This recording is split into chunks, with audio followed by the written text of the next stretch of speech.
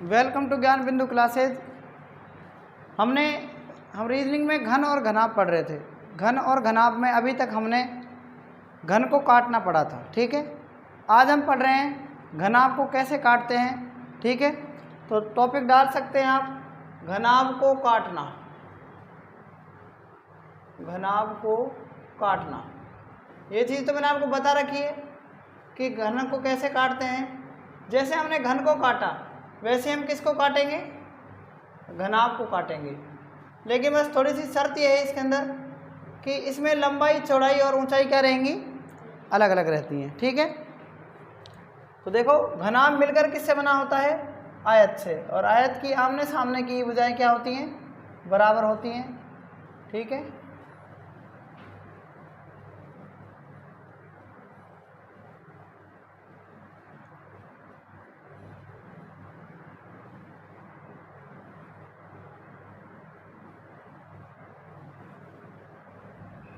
ये मैंने घनाभ बना दिया है।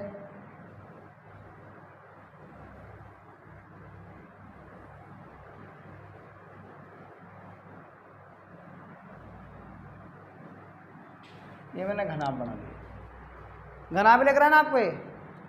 अब कोई भी घनाभ मान लो, इसकी लंबाई कौन सी होती है, ये लंबाई होती है इसकी, ठीक है। यहाँ से यहाँ तक ये लंबाई है। और ये क्या है इसकी, ये भी क्या है, लंबाई है, ठीक है। ये भी क्या है इसकी, लंबाई। चौड़ाई कौन सी है, ये चौड़ाई है इसकी।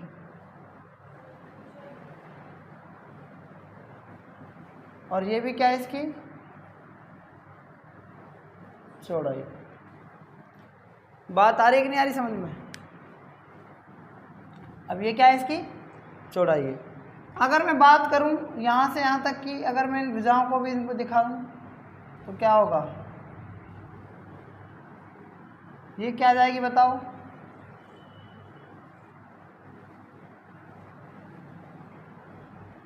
यहाँ से क्या आ गई है, देखो लंबाई लंबाई, ये लंबाई, ठीक है। और ये भी क्या है इसकी लंबाई, ये चौड़ाई, ये चौड़ाई, और ये भी क्या है इसकी चौड़ाई।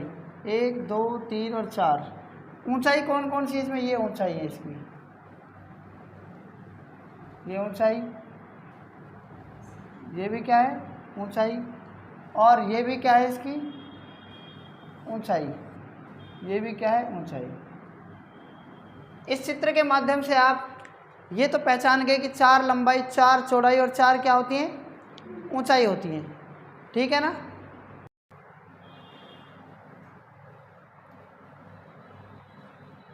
किसी घनाभ को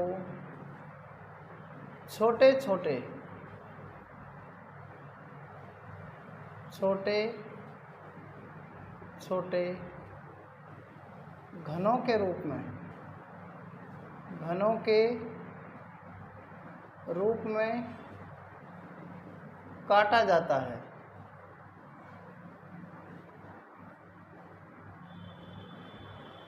है तो किसी घनाभ को छोटे छोटे घनों के रूप में काटा जाता है तो कुल छोटे घनों की संख्या, तो कुल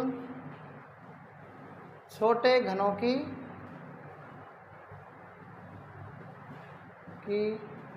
संख्या,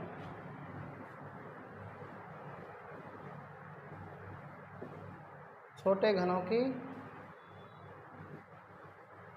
संख्या। देखो घनाभ की तो सबसे पहले घनाभ का आयतन लिखेंगे। क्या लिखेंगे, वहाँ पर क्या था, बड़े घन की वजह, तो घनाभ क्या है, बड़े घनाभ का आयतन हो गया एक तरीके से, बटा में क्या आ जाएगा, घन का आयतन। घनाभ का आयतन बटा में क्या जाएगा बताओ, घन का आयतन। घनाभ का आयतन क्या होता है, लंबाई गुणा चौड़ाई और गुणा ऊंचाई, और बटा में घन का आयतन क्या हो जाएगा, घन का क्या कर देंगे, क्यूब जो होता है वो क्या होता है, घन का क्यूब करेंगे। इसका मतलब क्या हो जाएगा, छोटे घन का आयतन क्या हो जाएगा, भुजा का क्यूब कर देंगे। इसमें क्या होता है, भुजा क्या होती है, सेम होती है ना सारी इसमें, तो भुजा को 3 बार लिख दो, चाहे भुजा गुणा भुजा गुणा भुजा लिख दो, यही होता है भुजा का क्यूब। बात आई गई होगी समझ में, ठीक है ना। अब थोड़ा सा एक बार आप ये देख लो कि इसमें जैसे 5 सेंटीमीटर की क्या है लंबाई है, 3 सेंटीमीटर की चौड़ाई है और 4 सेंटीमीटर की क्या है ऊंचाई। लंबाई कितने सेंटीमीटर की है, 5 सेंटीमीटर की लंबाई। कितने सेंटीमीटर की है, 5 सेंटीमीटर। तो देखो एग्जाम्पल से करेंगे अपन इसको। एग्जाम्पल फर्स्ट इसका लिखो, यदि कोई घनाभ जिसकी लंबाई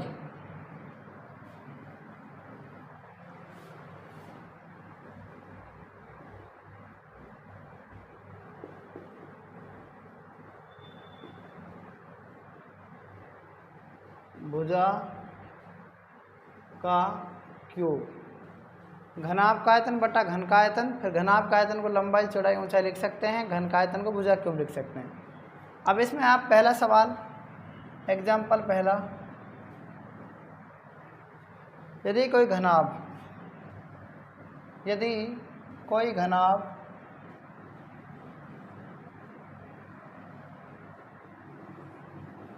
जिसकी लंबाई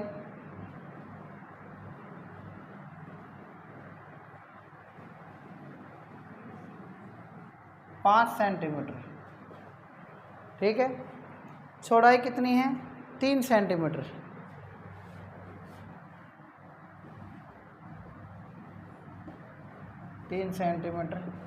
तथा ऊंचाई 4 सेंटीमीटर हो, तो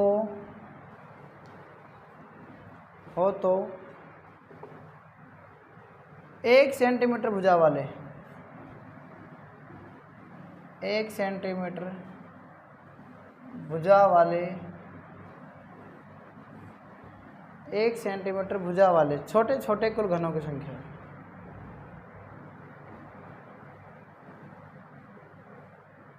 छोटे छोटे कुल घनों की संख्या, कुल घनों की संख्या क्या होगी।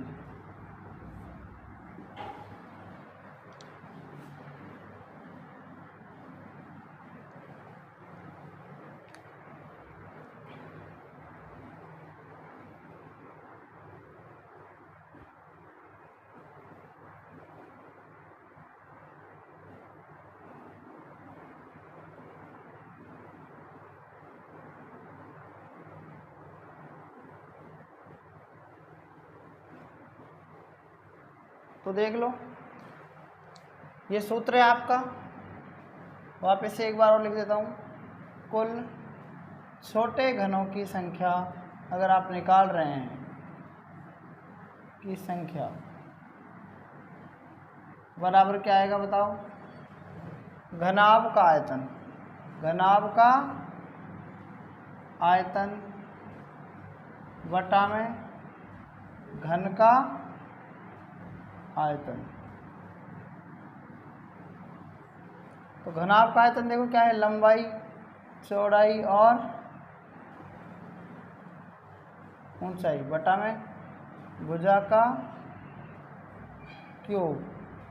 लंबाई कितनी है 5, चौड़ाई कितनी है 3, ऊंचाई 4, भुजा कितनी 1, 1 का क्यूब कितना होगा बताओ, 1 ही होगा ना, 5 या 15, 15 तक 60, 60 में 1 का भाग देंगे 60 आएगा। तो कुल मिलाकर छोटे घनों की संख्या आएगी वो कितनी आ जाएगी, 60 घन आ जाएंगे। कितने आ जाएंगे, 60 घन आ जाएंगे, ठीक है। ये तो सवाल है, यदि कोई घनाभ जिसकी लंबाई 5 सेंटीमीटर है उसको कितने सेंटीमीटर के भुजा वाले छोटे छोटे घनों में विभाजित करना है, 1 सेंटीमीटर। तो लंबाई है, लंबाई के कितने हिस्से करने हैं बताओ, 1, 2, 3, 4 और ये 5 हिस्से हो गए कि नहीं हो गए बताओ, क्योंकि लंबाई कितनी थी 5 सेंटीमीटर के, 1 सेंटीमीटर के क्या हो गए 5 हिस्से हो गए। हो गए कि ना हो गए? इसमें चौड़ाई कितनी थी? 3 सेंटीमीटर चौड़ाई थी।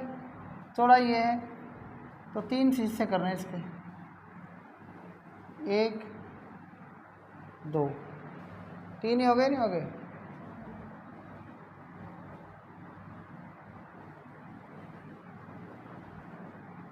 ठीक है, ये 3 सेंटीमीटर के क्या हो गए? 1 और 1। ऊंचाई में कितने हैं बताओ? ये क्या है, इसकी ऊंचाई है कि नहीं ये बताओ? इसकी ऊंचाई है ना ये, और ये भी क्या है इसकी ऊंचाई। ऊंचाई में कितने होने चाहिए? ये लंबाई है 5 सेंटीमीटर, ठीक है, और ये क्या है? चौड़ाई है।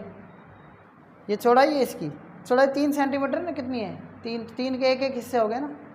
ऊंचाई में देखो, अब ये क्या है? ये भुजा अलग हो गई इसकी, ये भुजा क्या हो गई? अलग। ऊंचाई कितनी, कौन सी इसकी ऊंचाई? ऊंचाई ये वाली है कि नहीं बताओ?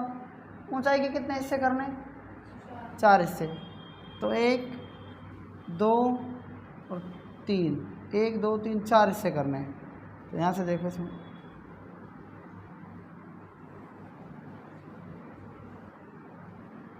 ठीक है।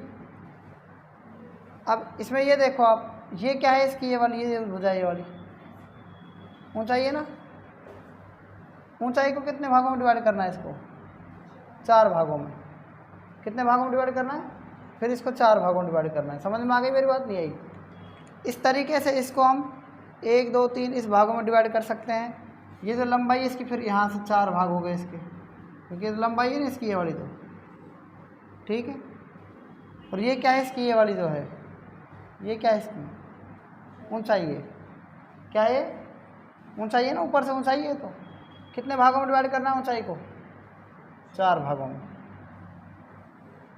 ऐसे 4 भागों में। 2 3 4, ये 4 भाग हो गए। और ये क्या है इसकी? ये बताओ, ये भी क्या है? ये क्या है इसकी? ऊंचाई है ना, ठीक है। और ये क्या है इसकी? ये वाली, ये चौड़ाई है। ये क्या है? यहाँ से यहाँ तक चौड़ाई है ना। चौड़ाई को कितने भागों में डिवाइड करना है? 3 भागों में। बताओ बात समझ में आ गई कि नहीं आ गई? आ गई ना आपकी बात समझ में?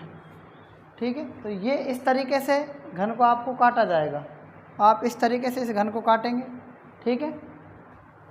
तो इसमें कुल मिलाकर कितने घन आ जाएंगे? 60 घन आ जाएंगे। नोट कर लो इसको। सेकंड सवाल है इसमें, एक आयताकार ब्लॉक जिसका आयाम 6 × 5 × 4 सेंटीमीटर है को 2 सेंटीमीटर भुजा वाले छोटे छोटे घनों में परिवर्तित कर दिया जाए तो कुल कितने घन प्राप्त होंगे? ठीक है। तो देखते हैं सबसे पहले छोटे घनों की संख्या। कुल छोटे घनों की